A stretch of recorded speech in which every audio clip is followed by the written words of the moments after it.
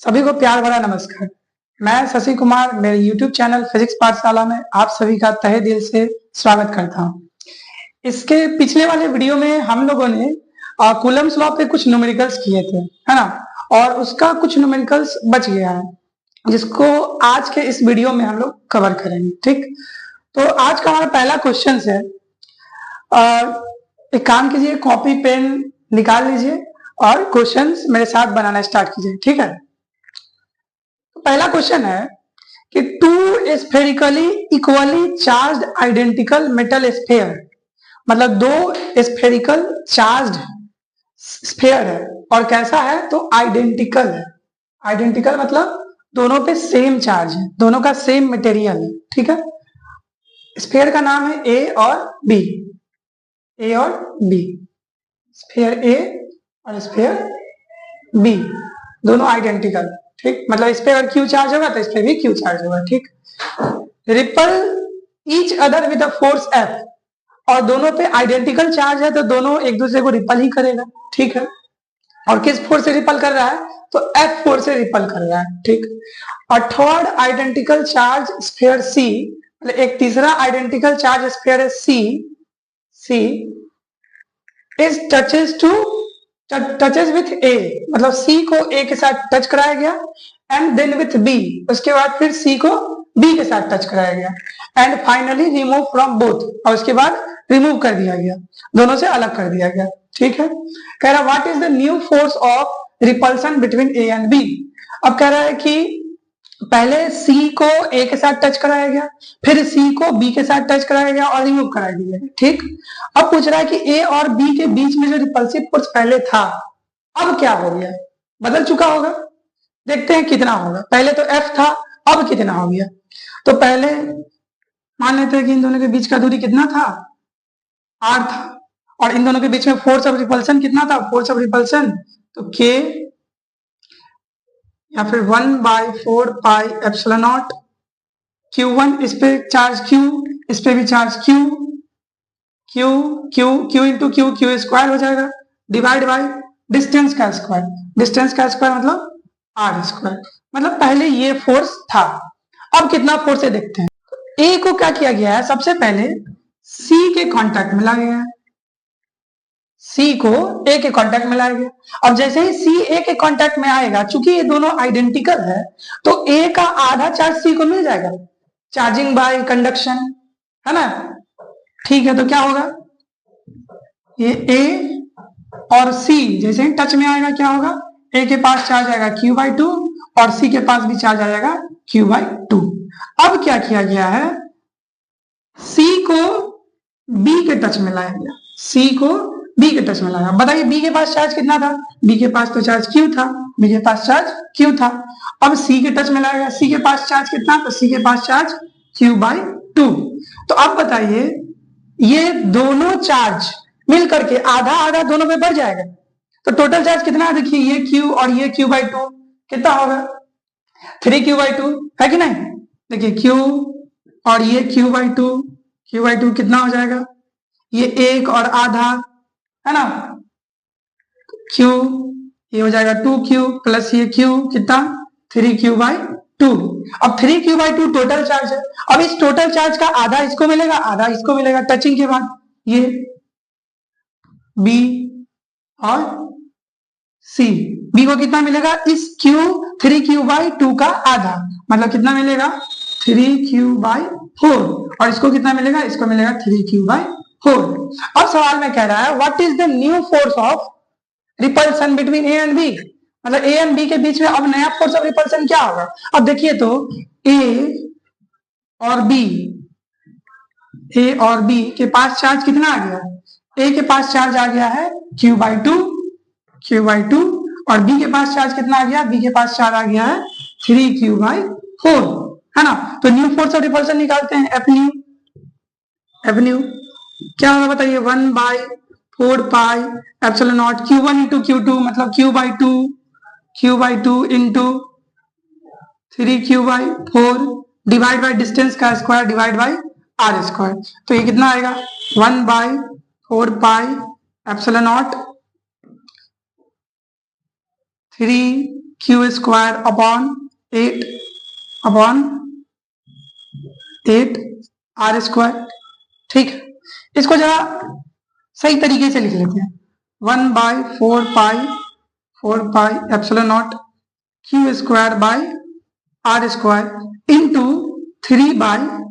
ये देखिए तो 1/4 pi epsilon not Q square by r square, ये तो पहले वाला फोर्स है, मतलब एफ न्यू जो है, एफ न्यू है वो इनिशियल फोर्स का 3/8 टाइम्स हो गया। इनिशियल फोर्स का 3/8 टाइम्स हो गया, नया फोर्स निकल गया। तो ये था हमारा पहला सवाल। ठीक है, आशा करता हूं कि आपको अच्छे से समझ में आया होगा। चलिए बढ़ते हैं अब दूसरे क्वेश्चन पे। ये आज का हमारा दूसरा क्वेश्चन, पॉज करके बनाने की कोशिश कीजिए। चलिए सॉल्व करते हैं।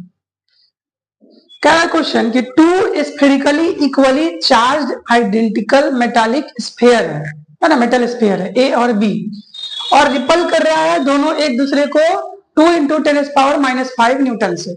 मतलब दो स्फीयर है हमारे पास, मेटालिक स्फीयर है ए और बी, ए और बी, और चूंकि दोनों आइडेंटिकल है मतलब दोनों पे चार्ज सेम होगा।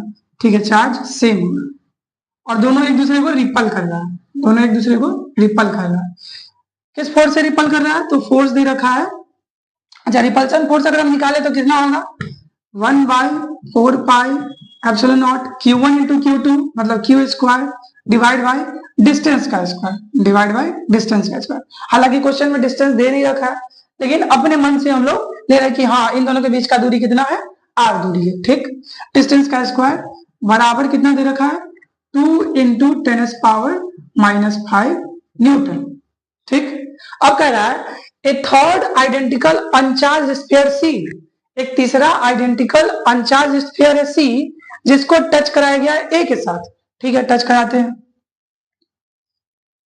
ए को टच कराना है किसके साथ? ए को टच कराना है सी के साथ। तो जैसे ए को सी के साथ टच कराएंगे, ए और सी, और ए सी और बी तीनों क्या है? आइडेंटिकल है, मतलब चार्ज आधा आधा बढ़ जाएगा, है ना। ए और सी को कांटेक्ट में लाया गया। जैसे ए और सी के कांटेक्ट में लाएंगे, ए के पास तो क्यू चार्ज था, सी के पास कोई चार्ज नहीं था, तो अब क्या होगा? ए का क्यू चार्ज आधा आधा दोनों को मिल जाएगा। मतलब टचिंग के बाद क्या होगा? इसके पास Q/2 चार्ज आ जाएगा और इसके पास भी Q/2 चार्ज आ जाएगा। ठीक, अब क्या कह रहा है? Then placed at the mid point between A and B. अब सी को क्या किया गया? पहले ए के साथ टच कराया गया और उसके बाद ए और बी के बीच में रख दिया गया, ए और बी के बीच में एकदम मिड पॉइंट पे रख दिया गया सी को। कह रहा है calculate the net electrostatic force on C.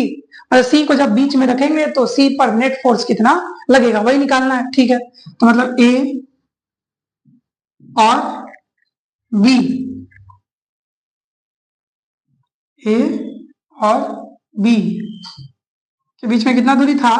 r दूरी था, और इस बीच में हम एक चार्ज को लाके रख दिए c को, हम बीच में लाके रखे, मतलब ये r/2 हो जाएगा और ये भी r/2 हो जाएगा। ठीक, a के पास चार्ज कितना? a के पास चार्ज Q/2, क्योंकि a को c के साथ टच कराया गया। c के पास चार्ज कितना? c के पास चार्ज Q/2, और b के पास चार्ज Q। पता क्या करना है कि C पे नेट फोर्स कितना होगा। तो सबसे पहले क्या करते हैं? फोर्स निकालते हैं। Force on C due to A, force on C due to A। बताइए किस तरफ लग रहा होगा? चूंकि दोनों सेम चार्ज है तो लाइक चार्ज है ना, लाइक चार्ज क्या होता है? रिपल करता है, मतलब A C को धक्का दे रहा होगा, A C को धक्का दे रहा होगा इस तरफ। ठीक, अच्छे से बना देते हैं। ये हो जाएगा r/2 और ये भी हो जाएगा r/2। ए सी को धक्का दे रहा होगा इस तरफ, force on C due to A, और बी भी सी को इस तरफ धक्का दे रहा होगा, force on C due to B. दोनों फोर्स निकालते हैं।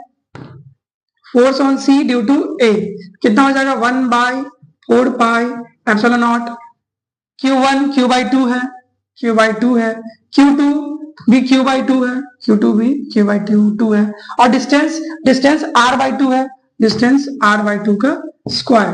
तो ये क्या आ जाएगा बताइए?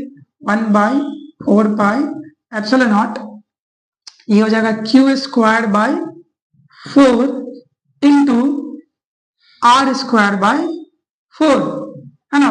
4 से 4 कट गया, तो force on C due to A बराबर आ जाएगा 1/4πε0 Q² डिवाइड बाई R²। ठीक, force on C due to A. अब क्या निकालना, अब निकालना है force on C due to B. निकालते हैं, कैसे निकलेगा, 1/4πε0 Q1 इंटू Q2 मतलब Q/2 into Q divide by distance का स्क्वायर, डिस्टेंस कितना हो गया R/2, तो R/2 का स्क्वायर, तो ये कितना आ जाएगा 1/4πε0 Q²/2 इंटू R²/4, तो ये 2 × 1 = 2, 2 × 2 = 4, ये हमारा आ जाएगा force on C due to B is equals to 1/4πε0 Q², ये 2 ऊपर चल जाएगा, Q²/R² इंटू 2।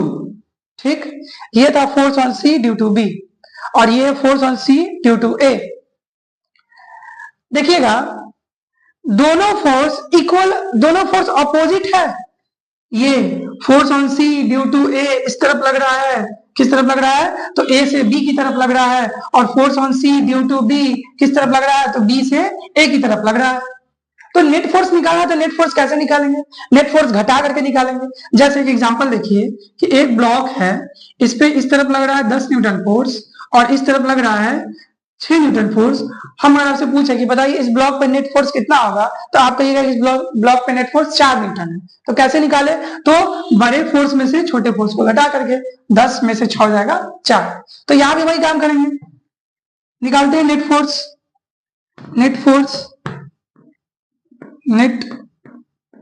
फोर्स ऑन सी। कैसे निकलेगा, बड़े फोर्स में से छोटे फोर्स को घटा दिया जाएगा।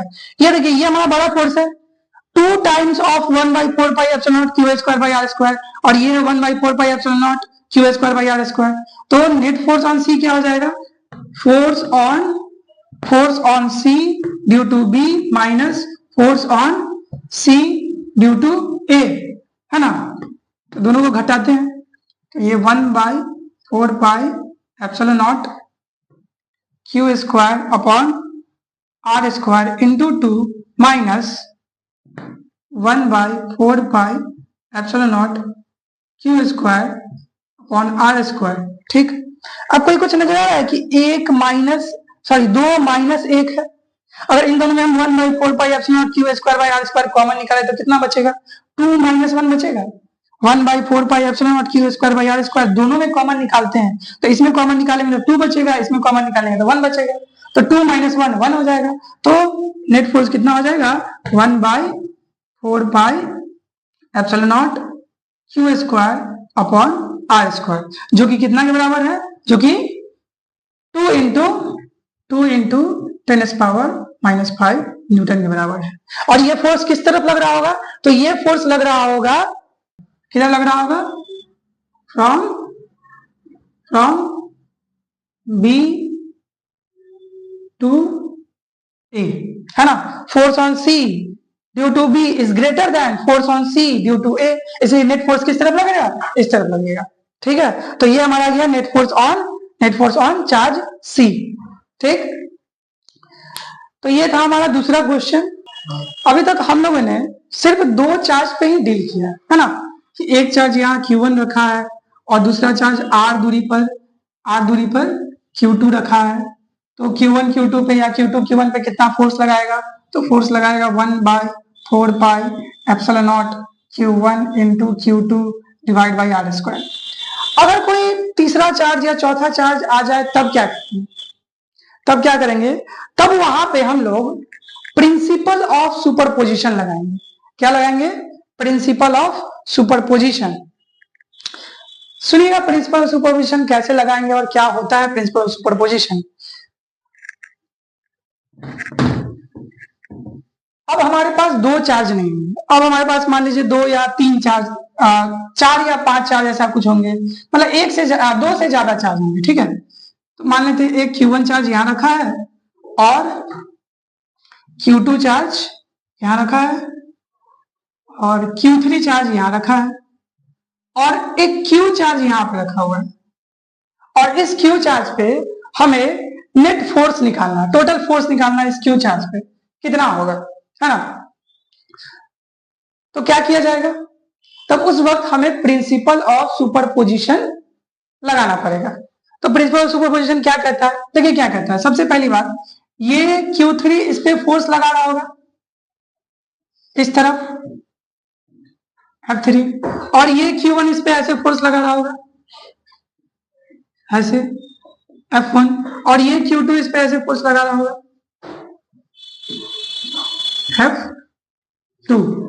तो प्रिंसिपल ऑफ सुपरपोजिशन कहता है कि जो भी फोर्स लग रहे हैं इस चार्ज Q पर, सभी फोर्स को क्या कीजिए, आप वेक्टर की तरह ऐड कर दीजिए। वेक्टर की तरह क्यों, क्योंकि फोर्स कौन सा क्वांटिटी होता है, फोर्स वो वेक्टर क्वांटिटी होता है। तो नेट फोर्स हमें इस चार्ज Q पे निकालना है, इस चार्ज Q पे हमें नेट फोर्स निकालना है, नेट फोर्स निकालना है। तो सभी फोर्स को क्या करना होगा, वेक्टर की तरह जोड़ देना होगा। मतलब net force on charge Q is equals to F1 plus F2 plus F3, है कि नहीं। The net force on charge Q due to a system of other charges या due to a number of charges is the vector sum of all the forces acted on that charge, है कि नहीं। तो यही है हमारा principle of superposition, कि बहुत सारे चार्ज की वजह से किसी एक चार्ज पे हमें फोर्स निकालना है, तो क्या करना होगा, सभी फोर्स को वेक्टर की तरह ऐड कर देना होगा।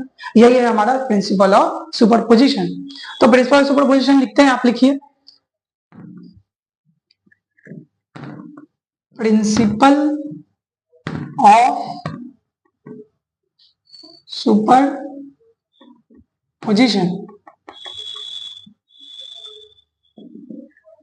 लिखिए, net force on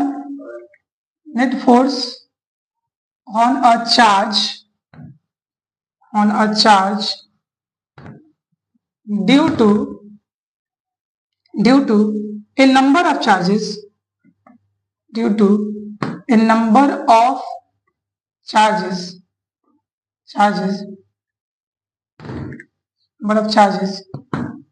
is the vector sum of all the charges,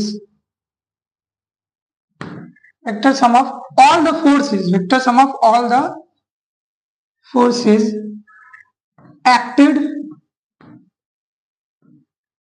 on that charge, मतलब नेट फोर्स निकालना है तो क्या करना पड़ेगा, सभी फोर्स को वेक्टर की तरह जोड़ देना होगा। ठीक, अभी तो हम 3 चार्ज लिए, मान लीजिए इसके सामने 5-10 चार्ज होते तो इन सबको भी ऐसे ही करना होता, सभी फोर्स को वेक्टर की तरह जोड़ देना। ठीक, यही हमारा प्रिंसिपल ऑफ सुपरपोजिशन। एक बात बताइए कि मान लेते हैं कि पहले से Q2 चार्ज नहीं था, सिर्फ Q1 और Q3 चार्ज था। ठीक, Q1 और Q3 चार्ज था, Q1 F1 फोर्स लगा रहा था और Q3 F3 फोर्स लगा रहा था, ये Q2 चार्ज नहीं था। अब एक बात बताइए, अब मैंने यहां पे इंट्रोड्यूस किया Q2 चार्ज, तो क्या Q2 चार्ज के आने के वजह से इस फोर्स पे क्या कोई असर पड़ेगा, F1 फोर्स पे? क्या कोई F3 फोर्स पे असर पड़ेगा? नहीं ना पड़ेगा, है ना। मतलब कहने का मतलब ये है कि किसी तीसरे चार्ज के आ जाने के वजह से इन दोनों के लगाए गए फोर्स पे कोई असर नहीं होगा। याद रखिएगा कि किसी तीसरे चार्ज के आने के वजह से, है ना, इन दोनों चार्ज का लगाया गया फोर्स पे कोई असर नहीं होगा। ये F1 फोर्स लगा रहा था, F1 फोर्स लगाएगा, और ये F3 फोर्स लगा रहा था, F3 फोर्स लगाएगा। भले ही कितनों चार्ज आ जाए, ये अपना काम नहीं छोड़ेगा, ये अपना फोर्स लगाना नहीं छोड़ेगा, फोर्स लगाएगा ही लगाएगा। तो Q2 आया है तो Q2 भी इधर फोर्स लगाएगा, है ना।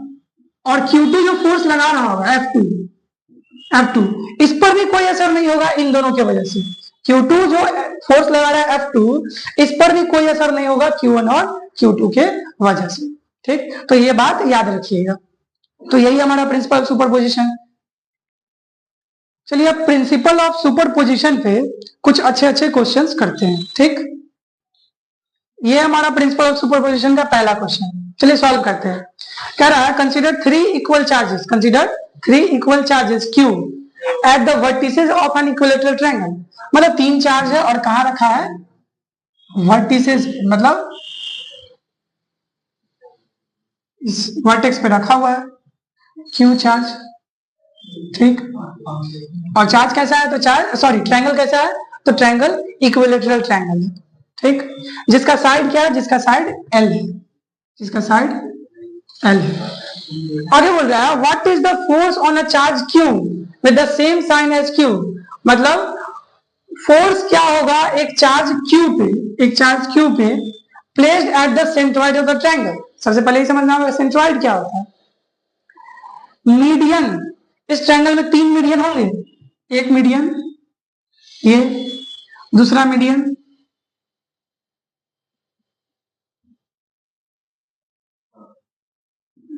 ये होगा और तीसरा मीडियन ये होगा, है ना। तो तीनों मीडियन जहां पर भी टच करता है, जहां भी मीट करता है, उसी को कहा जाता है सेंट्रॉइड। तो कह रहा है कि what is the force on a charge Q placed at the centroid of the triangle. मतलब इस सेंट्रॉइड पे एक चार्ज रखा गया है Q, और पूछ रहा है कि इस पे फोर्स कितना होगा, ठीक है। और इस चार्ज का साइन सेम है, मतलब अगर ये पॉजिटिव चार्ज है तो ये भी पॉजिटिव चार्ज होगा, ठीक। तो फोर्स निकालते हैं। फोर्स निकालने से पहले दूरी देख लेते हैं कि इस चार्ज से इस चार्ज का दूरी क्या होगा, इस छोटे से Q और कैपिटल Q के बीच का दूरी क्या होगा। तो एक बार बताइए, चूंकि ये इक्विलेटरल ट्रायंगल है, क्या है, इक्विलेटरल ट्रायंगल है, तो इक्विलेटरल ट्रायंगल है तो मीडियन जहां पे भी टच करेगा, ये जो दूरी होगा, ये दूरी या ये दूरी हो, देखिए बना देते हैं, ये दूरी या ये दूरी या ये दूरी, तीनों सेम हुआ क्या, सेम होगा। इक्विलेटरल ट्रायंगल में यही होता है कि मीडियन जहां पर भी टच करता है उस वर्टिसेस से दूरी सबका सेम होता है, ठीक। तो दूरी तो हमें पता चल गया कि दूरी कितना है, तो दूरी अपने मन से हमने R ले लिया है, ठीक, अपने मन से R ले लिया है। अब क्या करना है, यहाँ पर जो चार्ज रखा हुआ है इस पे नेट फोर्स निकालना है, ठीक। तो एक बार बताइए, सबसे पहले ये चार्ज और ये चार्ज, तीनों चार्ज इस सेंट्रॉइड पे रखे हुए चार्ज पे इक्वल फोर्स अप्लाई करेगा।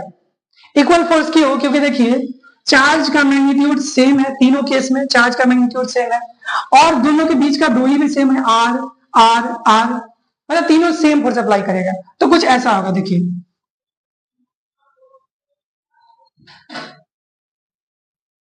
कुछ ऐसा होगा,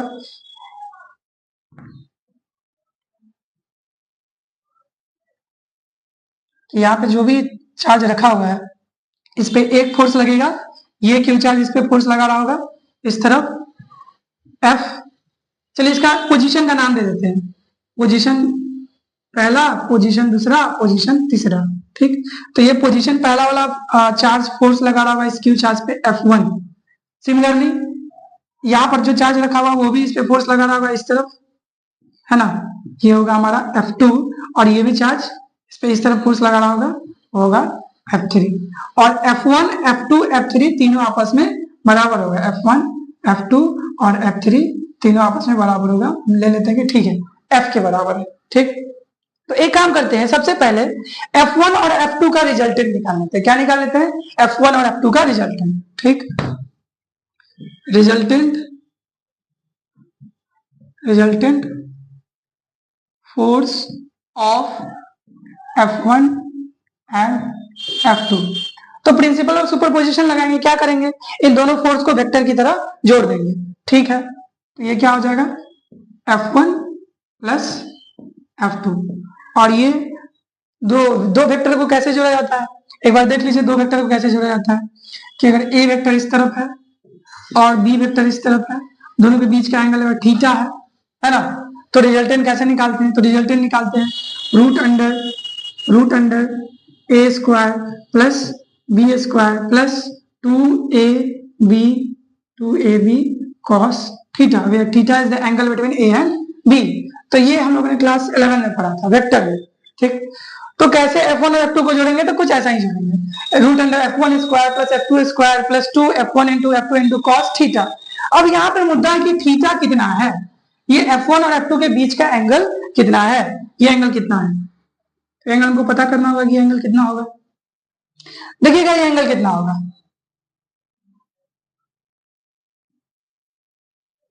यहाँ पे 90 डिग्री बन रहा होगा, यहाँ पे 30 डिग्री बन रहा होगा, तो ये इतना कितना होगा, ये 60 डिग्री होगा। सिमिलरली ये भी 60 डिग्री होगा, मतलब F1 और F2 के बीच का एंगल कितना होगा, 60 प्लस 60 120 डिग्री। सिमिलरली इन दोनों के बीच का एंगल भी कितना होगा, देख लीजिए, ये 30, ये 30 और यहाँ पे 90, ये 30 है ये 90 है, तो ये कितना होगा, ये 60। सिमिलरली यहाँ भी 60 होगा, तो 60 प्लस 60 120 डिग्री। मतलब F1 F2 और F1 F3 और F2 F3 के बीच का एंगल कितना होगा, तो 120 डिग्री होगा। ठीक, निकालते हैं, root under F1 square plus F2 square plus 2F1 into F2 into cos 120 degree, है ना। F1 F2 कितना के बराबर है, F1 F2 F के बराबर है, तो ये F square plus 2F into F square हो जाएगा, 2F इंटू F स्क्वायर, और cos 120 कितना, तो cos 120 माइनस 1/2। ठीक, तो ये हो जाएगा हमारा 2F स्क्वायर प्लस ये 2 से 2 कैंसिल होगा, तो माइनस F स्क्वायर, तो 2F square minus F square, तो रूट अंडर F स्क्वायर कितना, F। मतलब कि F1 और F2 का जो रिजल्टेंट होगा वो F के बराबर होगा, और किधर होगा, तो एकदम सेंटर पे होगा। अब आप पूछिएगा सेंटर पे क्यों होगा, देखिए सेंटर पे क्यों होगा, अगर ए वेक्टर इस तरफ है और बी वेक्टर इस तरफ है, और ए और बी दोनों इक्वल इन मैग्नीट्यूड है, क्या है, ए और बी दोनों इक्वल इन मैग्नीट्यूड है, तो दोनों का जो रिजल्टेंट होगा वो कुछ कहां जाएगा, तो कुछ बीच में जाएगा। दोनों का रिजल्टेंट कहां जाएगा, कुछ बीच में जाएगा। तो एक बात बताइए, F1 और F2 का मैग्नीट्यूड तो बराबर है, F1 और F2 का मैग्नीट्यूड बराबर है, तो रिजल्टेंट कहां जाएगा, बीच में जाएगा। और कितना आया रिजल्टेंट हमारा, F आया है। ठीक, मतलब F1 और F2 का रिजल्टेंट F आया है, तो इन दोनों को आप मिटा देते हैं। ठीक, तो हमारे पास अब दो फोर्स है, कौन कौन से फोर्स है, F3 है और F है। अब एक बार बताइए, F3 और F सेम मैग्नीट्यूड का है, F3 तो F के बराबर है। तो एक बार बताइए, यहाँ पे चार्ज क्यों रखा है, ऊपर में F फोर्स लग रहा है, नीचे में भी F फोर्स लग रहा है, तो नेट फोर्स चार्ज पे कितना होगा। जैसे ये ब्लॉक है, इधर लग रहा है 2 न्यूटन का फोर्स और इधर भी लग रहा है 2 न्यूटन का फोर्स, तो रिजल्टेंट फोर्स कितना होगा, रिजल्टेंट फोर्स 0 होगा। तो सिमिलरली इस क्यू चार्ज पे F1 और F2, F1 इस तरफ लग रहा था ऐसे, इस तरफ F2 लग रहा था, और इस तरफ F1 लग रहा था, इस तरफ F1 लग रहा था, इस तरफ F2 लग रहा था। F1 और F2 का रिजल्टेंट इस तरफ आया, कितना आया, F आया। ठीक, तो अब ये F और ये F3 मिलकर के कितना हो जाएगा, मिलकर के 0 होगा कि नहीं। एक फोर्स ऊपर लग रहा है F और नीचे भी कितना लग रहा है, F ही लग रहा है, क्योंकि F3 कितने के बराबर है, F के बराबर है। तो ऊपर F नीचे F, नेट फोर्स कितना, 0। तो रिजल्टेंट फोर्स इस क्यू चार्ज पे कितना होगा, 0 होगा। ये तो सवाल देखने से पहले ही, मतलब बनाने से पहले ही पता चल रहा है। कैसे पता चल रहा है कि याद कीजिए, शायद आप पढ़े होंगे कि 3 वेक्टर है, क्या है, 3 वेक्टर है, ए बी सी, और तीनों इक्वल इन मैग्नीट्यूड है, और तीनों के बीच का एंगल कितना है, 120 डिग्री, तीनों के बीच का एंगल 120 डिग्री है। तो रिजल्टेंट वेक्टर कितना होता था, याद है, अगर ए बी सी तीनों इक्वल इन मैग्नीट्यूड है और तीनों के बीच का एंगल 120 डिग्री है, तो रिजल्टेंट फोर्स कितना आता था, सॉरी रिजल्टेंट वेक्टर कितना आता था, रिजल्टेंट वेक्टर 0 आता था। तो वही चीज तो यहाँ भी है ना। तो ये तो पेन उठाने का जरूरत ही नहीं पड़ता इस सवाल को बनाने के लिए। ठीक, खैर कोई बात नहीं है, समझ ही गए होंगे। अब इसमें अगर कोई डाउट है आपको, सवाल में कहीं पर भी डाउट हो या फिर प्रिंसिपल ऑफ सुपरपोजिशन में समझने में कोई दिक्कत हो, तो आप बेझिझक कमेंट कीजिएगा।